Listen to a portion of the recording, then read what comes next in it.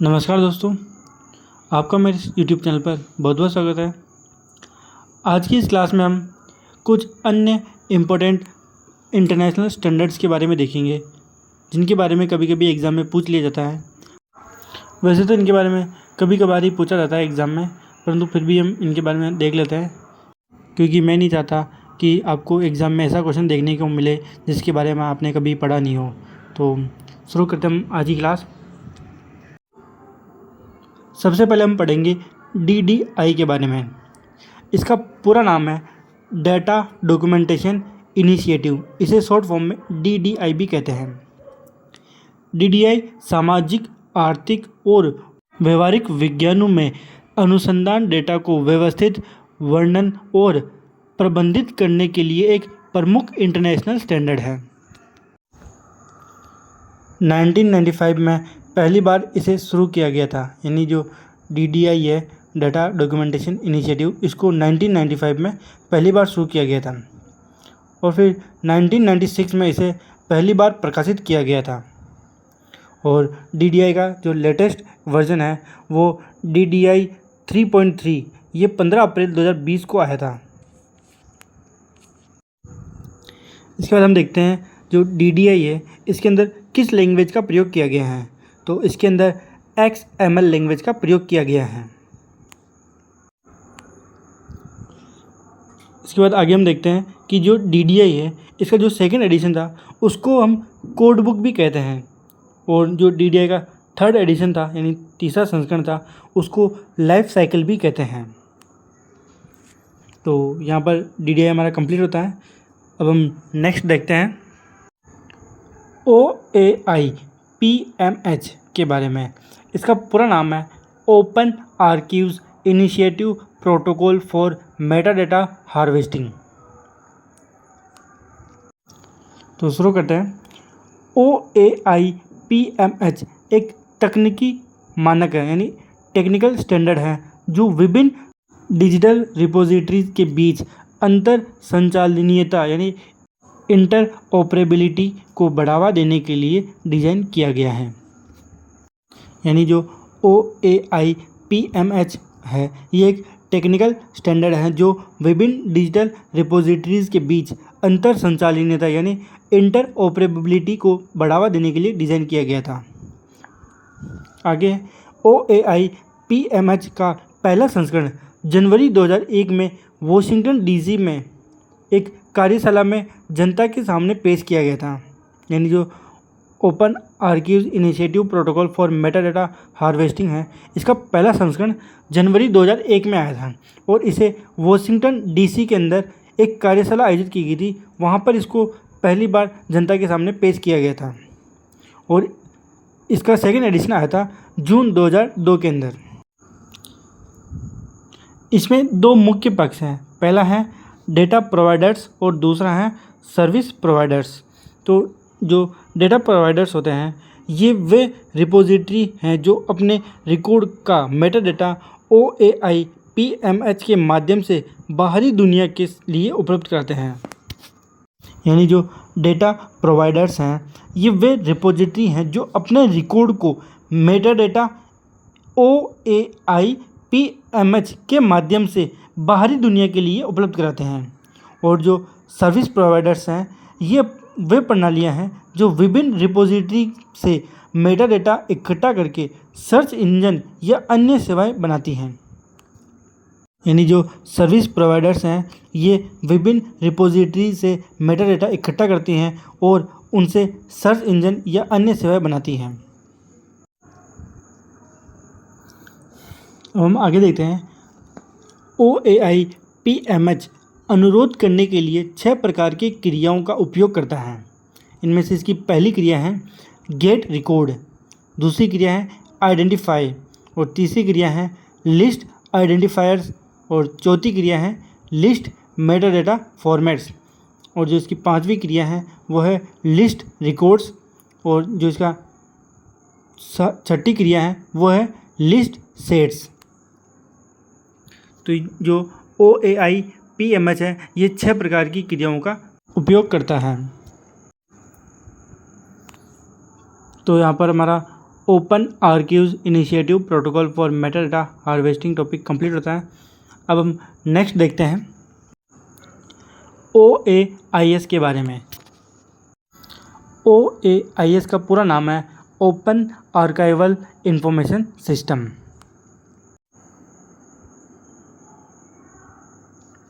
तो अब हम शुरू करते हैं ओपन आर्काइवल इंफॉर्मेशन सिस्टम के बारे में।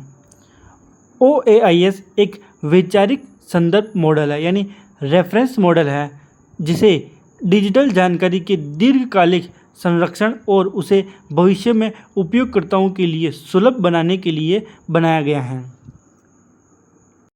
यानी जो OAIS है ये एक रेफरेंस मॉडल है जिसे डिजिटल जानकारी के दीर्घकालिक संरक्षण और उसे भविष्य में उपयोगकर्ताओं के लिए सुलभ बनाने के लिए बनाया गया था।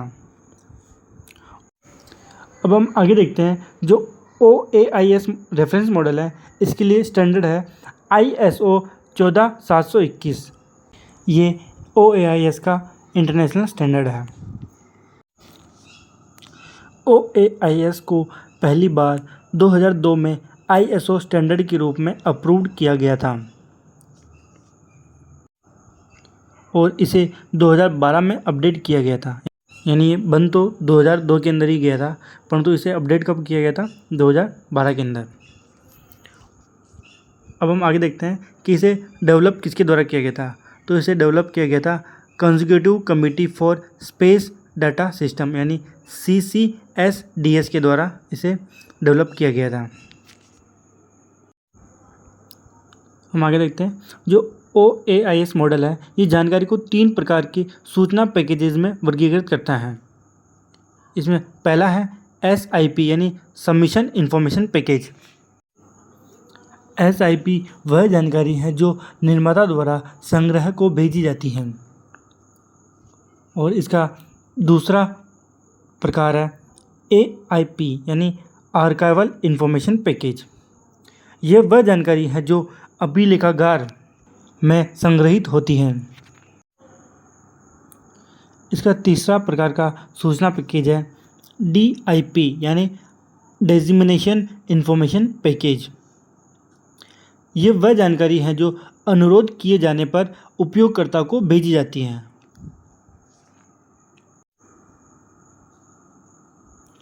अब हम नेक्स्ट देखते हैं OAIS के 6 कार्यात्मक घटक। इसका पहला घटक है इंगेज्ड। बाहरी उत्पादों से डाटा प्राप्त करना और उसे AIP यानी आर्काइवल इंफॉर्मेशन पैकेज में बदलना है। इसका दूसरा घटक है आर्काइवल स्टोरेज। ये डाटा को सुरक्षित रूप से स्टोर करना और बैकअप लेना है। यानी जो आर्काइवल स्टोरेज है इसका मतलब है डाटा को सुरक्षित रूप से स्टोर करना और बैकअप तैयार करना है। इसका तीसरा घटक है डाटा मैनेजमेंट। इसमें डाटा के विवरण और अधिकारों का रिकॉर्ड रखा जाता है। इसका चौथा घटक है एडमिनिस्ट्रेशन। इसमें पूरे सिस्टम की गतिविधियों और नीतियों का समन्वय किया जाता है। इसका पांचवा घटक है प्रिजर्वेशन प्लानिंग। इसमें तकनीकी बदलावों पर नज़र रखी जाती है ताकि पुरानी फाइलों को नए फॉर्मेट में माइग्रेट किया जा सके यानी बदला जा सके। इसका छठा घटक है एक्सेस। इसमें उपयोगकर्ताओं को डाटा खोजने और प्राप्त करने की सुविधा दी जाती है। अब हम देखते हैं कि भारत में OAIS को किसने लागू किया। भारत में CDEC यानी centre for development of advance computing ने national cultural audio visual archive यानी NCAA के लिए OAIS को लागू किया था। अब हम आगे देखते हैं कि एक सूचना पैकेज में कौन कौन सी सूचना वस्तुएं शामिल होती हैं। इसमें पहली सूचना वस्तु है कंटेंट इन्फॉर्मेशन। कंटेंट इन्फॉर्मेशन में डाटा ऑब्जेक्ट्स और उसकी प्रतिनिधित्व संबंधी जानकारी शामिल होती है। इसका दूसरा सूचना वस्तु है प्रिजर्वेशन डिस्क्रिप्शन इन्फॉर्मेशन। इसमें इससे संबंधित सामग्री की जानकारी को संरक्षित करने के लिए आवश्यक जानकारी शामिल होती है। इसका तीसरा है पैकेजिंग इन्फॉर्मेशन। इसमें सूचना पैकेज के घटकों को एक साथ रखा जाता है। और इसका चौथा है डिस्क्रिप्टिव इन्फॉर्मेशन। इसमें वस्तु के बारे में मेटा डेटा जो संग्रह के खोज या पुनः प्राप्ति कार्यों का उपयोग करके बाद में वस्तु का पता लगाने में सहायक होता है। अब हम नेक्स्ट देखते हैं OSI मॉडल के बारे में। इसका पूरा नाम है open systems interconnection model. OSI model ये ISO द्वारा विकसित एक रेफरेंस मॉडल है जो सिस्टम इंटरकनेक्शन के उद्देश्यों से स्टैंडर्ड के विकास के पर्पस के लिए एक सामान्य आधार प्रदान करता है। ये 1984 में ISO द्वारा विकसित किया गया था। यानी जो OSI मॉडल है इसे 1984 को ISO द्वारा इंटरनेशनल स्टैंडर्ड ऑर्गेनाइजेशन द्वारा विकसित किया गया था। ये कंप्यूटर नेटवर्किंग कार्यों को स्टैंडर्डाइज करने और विभिन्न प्रणालियों को आपस में संवाद करने में सक्षम बनाने के लिए बनाया गया था। अब हम OSI मॉडल की 7 लेयर्स के बारे में देखते हैं। इन्हें हमेशा नीचे से ऊपर के क्रम में ही पढ़ा जाता है। इसकी फर्स्ट लेयर है फिजिकल लेयर। इसकी लेयर सेकंड है डेटा लिंक। इसकी लेयर थर्ड है नेटवर्क। लेयर 4 है ट्रांसपोर्ट। लेयर 5 है सेशन। और लेयर 6 है प्रेजेंटेशन। और जो इसकी आखिरी लेयर 7 है वो है एप्लीकेशन। इन्हें हमेशा नीचे से ऊपर के क्रम में ही पढ़ा जाता है। यानी सबसे नीचे है एप्लीकेशन, इसको सबसे पहले पढ़ेंगे, फिर प्रेजेंटेशन, फिर सेशन, फिर ट्रांसपोर्ट, फिर नेटवर्क, फिर डाटा लिंक और आखिरी में पढ़ेंगे हम फिजिकल लेयर को। आप इन लेयर्स को याद रखना क्योंकि बहुत बार इनमें से क्वेश्चन पूछा जाता है। अभी जो राजस्थान लाइब्रेरी 3rd ग्रेड का जो एग्ज़ाम हुआ था उसके अंदर इसकी जो 7th लेयर है एप्लीकेशन लेयर, इसके बारे में पूछा गया था। तो आप याद रखना, इनको सारी लेयर का नाम याद रख लेना, इनका क्रम भी याद रख लेना ताकि आपको एग्ज़ाम में कोई दिक्कत ना हो। तो आज अपने 3-4 स्टैंडर्ड्स के बारे में पढ़ा। एक बार हम रिवाइज़ कर लेते हैं कि आज हमने क्या क्या पढ़ा है। तो सबसे पहले हमने पढ़ा था DDI के बारे में। इसका पूरा नाम था डेटा डॉक्यूमेंटेशन इनिशिएटिव। DDI सामाजिक, आर्थिक और व्यवहारिक विज्ञानों में रिसर्च डेटा को व्यवस्थित करने, उन्हें वर्णित करने और उन्हें मैनेज करने के लिए एक प्रमुख इंटरनेशनल स्टैंडर्ड है। DDI को पहली बार 1995 में शुरू किया गया था और इसे पहली बार 1996 के अंदर प्रकाशित किया गया था। और इसका जो लेटेस्ट वर्जन है वो है DDI 3.3 और ये 15 अप्रैल 2020 को आया था। और DDI में लैंग्वेज XML का प्रयोग किया जाता है। और DDI का जो सेकंड संस्करण था उसको कोड बुक भी कहते हैं। और DDI के 3rd एडिशन को लाइफ साइकिल भी कहते हैं। इसके बाद हमने देखा OAI PMH स्टैंडर्ड के बारे में। इसका पूरा नाम है open archives initiative protocol for Meta data harvesting. OAI PMH एक टेक्निकल स्टैंडर्ड है जो विभिन्न डिजिटल रिपोजिटरीज के बीच अंतर संचालनीयता यानी इंटर ऑपरेबिलिटी को बढ़ावा देने के लिए डिज़ाइन किया गया था। और इसका जो पहला एडिशन था वो जनवरी 2001 में वॉशिंगटन DC में एक कार्यशाला में पेश किया गया था। और इसका जो सेकंड एडिशन था वो जून 2002 में जारी किया गया था। OAI PMH स्टैंडर्ड के 2 प्रमुख पक्ष हैं। पहला है डेटा प्रोवाइडर्स। इसमें वो रिपोजिटरी शामिल हैं जो अपने रिकॉर्ड का Meta data OAI PMH standard के माध्यम से बाहरी दुनिया के लिए उपलब्ध कराते हैं। और इसका दूसरा प्रमुख पक्ष है सर्विस प्रोवाइडर्स। इसमें वो प्रणालियां हैं जो विभिन्न रिपोजिटरी से मेटा डेटा इकट्ठा करके सर्च इंजन या अन्य सेवाएं बनाती हैं। इसके बाद हमने देखा कि जो OAI PMH स्टैंडर्ड है, ये अनुरोध करने के लिए 6 प्रकार की क्रियाओं का उपयोग करता है। इसमें इसकी पहली क्रिया है गेट रिकॉर्ड, दूसरी क्रिया है आइडेंटिफाई, फिर तीसरी क्रिया है लिस्ट आइडेंटिफायर्स और चौथी क्रिया है लिस्ट मेटाडेटा फॉर्मेट्स और इसकी जो पांचवी क्रिया है वह है लिस्ट रिकॉर्ड्स और छठी क्रिया है लिस्ट सेट्स। इसके बाद में हमने देखा OAIS स्टैंडर्ड के बारे में। इसका पूरा नाम है open archival information system. OAIS एक वैचारिक रेफरेंस मॉडल है जिसे डिजिटल जानकारी के दीर्घकालिक संरक्षण और उसे भविष्य में उपयोगकर्ताओं के लिए सुलभ बनाने के लिए बनाया गया था। और जो OAIS रेफरेंस मॉडल है, इसके लिए ISO 14721 स्टैंडर्ड का प्रयोग किया जाता है। इसके बाद हमने देखा कि जो ओपन आर्काइवल इंफॉर्मेशन सिस्टम है, इसको पहली बार 2002 में ISO स्टैंडर्ड के रूप में अप्रूव किया गया था और इसे 2012 में अपडेट किया गया था।